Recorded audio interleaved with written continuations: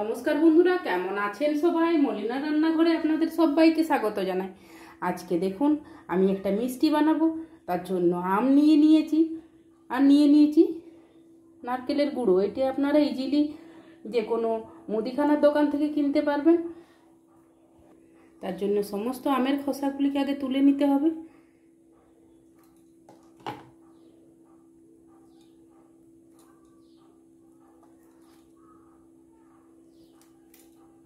খোসাগুলিকে ছাড়িয়ে নিয়েছি। দেখুন আমটিকে কেটে নেব, আটিতে সমস্ত আমটিকে বার করে নেব।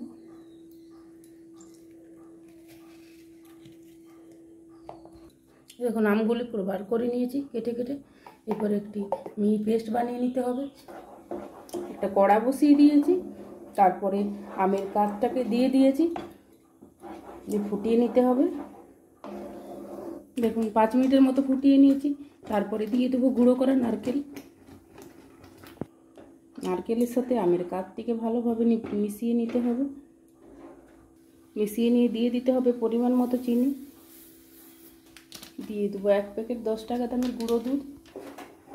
ভালো করে জাল দিয়ে দিতে হবে। যতক্ষণ না টাইট হচ্ছে ততক্ষণ এটিকে জাল দিতে হবে। বন্ধুরা, এরকমভাবে একবার মিষ্টি বানিয়ে দেখবেন, খেতে অসম্ভব সুন্দর লাগে। কাউকে যদি একবার খেতে দেন বারবার চেয়ে খাবে। বন্ধুরা, যখন দেখবেন নাড়াতে নাড়াতে এরকম টাইট হয়ে এসছে তখনই নামিয়ে নিতে হবে। তারপর এরকম নাড়িয়ে নাড়িয়ে ঠান্ডা করে নিতে হবে। যতক্ষণ না হাত দিয়ে ধরা যাচ্ছে ততক্ষণই নাড়াতে, হাতে একটু এরকম ঘি গুলিয়ে নিতে হবে, গোলা নিয়ে নিতে হবে। বন্ধুরা, প্রথমে নরম থাকবে, ভয়ের কিছু নেই। ঠান্ডা হলে এটি শক্ত হয়ে যাবে। এরকম গোল করে নারকেল গুঁড়োর মধ্যে একটু কোটিং করে নিতে পারেন। আপনারা এটি চাইলে নাও করতে পারেন।